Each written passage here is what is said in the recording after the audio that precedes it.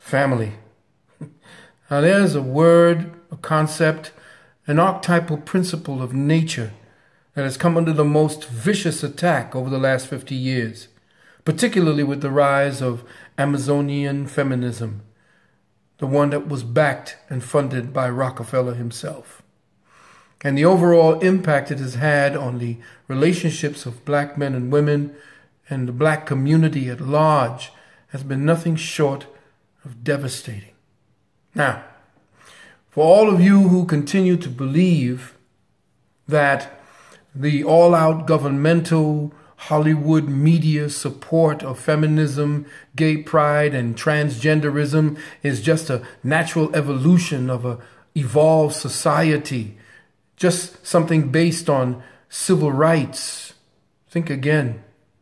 This campaign has been a well-funded, well-planned tactical socializing protocol implemented to institute a covert policy of what I call passive-aggressive genocide.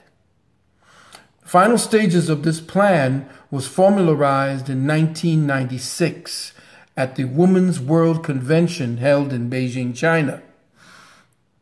One of the fundamental and most basic of policies that they wanted to see implemented was the elimination of all gender differences in the languages of human beings worldwide. Just think about that. They wanted to phase out all gender-related words from primary schools, from the media, from literature. Gender-related words such as father, mother, husband, wife, brother, sister, son, daughter. And they wanted to replace these words and make the words like caregiver, person, life partner, relative. They wanted to make these words a substitute to completely neuter the entire human race, to take away the principle of gender, to remove what is natural in nature, and to replace it with a concept, a twisted one, albeit a twisted concept of nature. Now, this and much more was to be actually the next step in implementing what the lesbians and gay rights activists and authors had begun promoting and publishing. Their literature had flooded the social landscape over 60s, the 70s, 80s, and the 90s. And what they had to say was then now instituted as policy in government. It became socialized first through the media and entertainment, but then it began to slowly become law. Now, those of us who are pretty much not aware of what feminism instituted and what it stood for, and those feminist prophets, and those who were the harbingers of this particular type of lifestyle and this mentality that they wanted us to adopt. I have here in my book, The Wounded Womb, a few quotes from the feminist authors of the 60s, 70s, 80s, and 90s, and the words that they spoke in their literature, and listen to what they had to say and see if from back then, 60s, 70s, 80s, and 90s, if you don't think that what they put forward is not being implemented as policy today. From a book called One Blood, Prophecies and Discoveries on Sexual Politics by a woman named Andrea Dworkin. She says, and I quote, "The cultural institutions which embody and enforce those interlocked aberrations, for instance, law, art, religion, nation states, the family, tribe, or communities based on fathers' rights, these are real and they must be destroyed." End quote. from an author by the name of Sheila Cronin on the institution of marriage. She says, and I quote, "Since marriage constitutes slavery for women, it is clear that the women's movement must concentrate on attacking this institution. Freedom for women cannot be won without the abolishment of marriage," end quote. Alison Yeager, in her work Feminist Politics and Nature, says, and I quote, "Marriage enforces women's dependence on men. It enforces heterosexuality, and it imposes the prevailing masculine and feminine character structures on the next generation," end quote. So what she's saying is that the mother and father principle of family, where the male and female heterosexuals who brought forth a family, who brought forth children, cannot propagate that, should not propagate that, should not be allowed to propagate that particular structure into the next generation. So what are you saying? What are you taking away from the individual family? What are you now trying to control or trying to eliminate? Andrea Dworkin goes on to say, "Heterosexual intercourse is pure formularized expressions of contempt for women's bodies," end quote.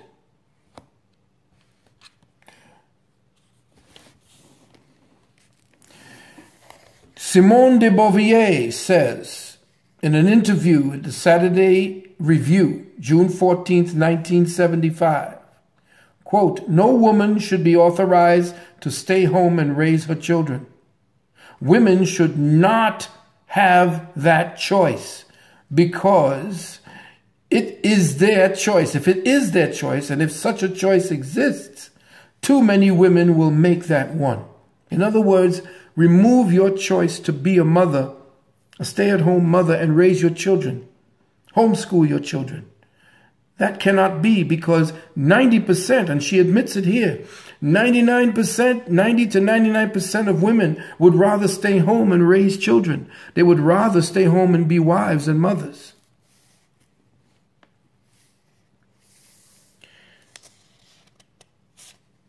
In The Dialectic of Sex, 1970, by Shulamith Firestone, she goes on to say, and listen to this, I quote, "To ensure the elimination of sexual classes requires the revolt of the underclass, that is, women, and the seizure of control of reproduction. Restoration of women's ownerships of their body, as well as feminine control of all human fertility, including both the new technologies and all the social institutions of childbearing and child-rearing. And just as the end goal of socialist revolution was not only the elimination of the economic class distinction itself, so too the end goal of feminist revolution must be, unlike that of the first feminist movement, not just the elimination of male privilege, but of sex distinction itself. Genital differences between human beings would no longer matter culturally," end quote. She goes on to say, "The heart of a woman's oppression is her childbearing and child-rearing roles," end quote. Now listen to this. Firestone goes on to say, "The natural is not necessarily a human value.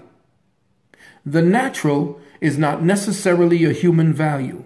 Humanity has begun to outgrow nature.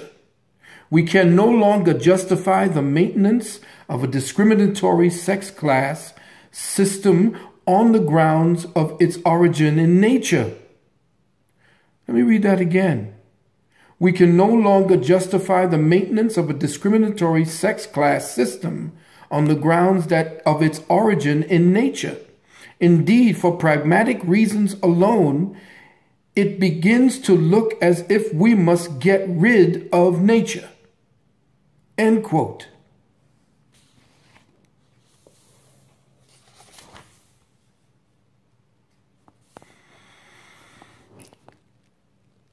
Anne Ferguson and Nancy Fulbrace said, quote, "Gay and lesbian culture can also be looked on as a subversive force that can challenge the hegemonic nature of the idea of family.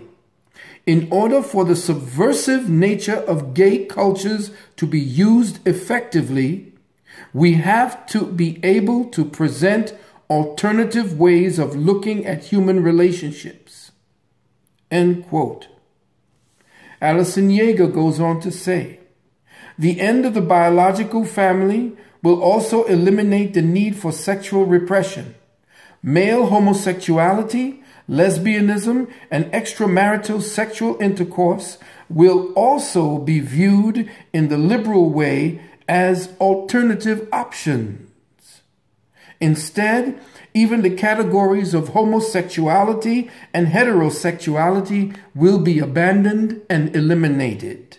The very institution of sexual intercourse, where male and female each play a well-defined role, will disappear. Humanity could finally revert to its natural, polymorphously perverse sexuality." End quote. And lastly, and see that this is not something that you are seeing every day with the institution of ever new horrific ways of twisting the human equation. A woman by the name of Heidi Hartman says, "How people propagate the species is socially determined. The strict division of labor by sex, a social invention common to all known societies, creates two very separate genders.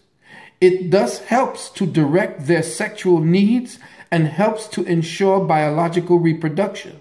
But in more imaginative societies, biological reproduction might be ensured through other technologies." End quote. With that, beloved brothers and sisters, I task with you to continue this particular event into the next generations to come.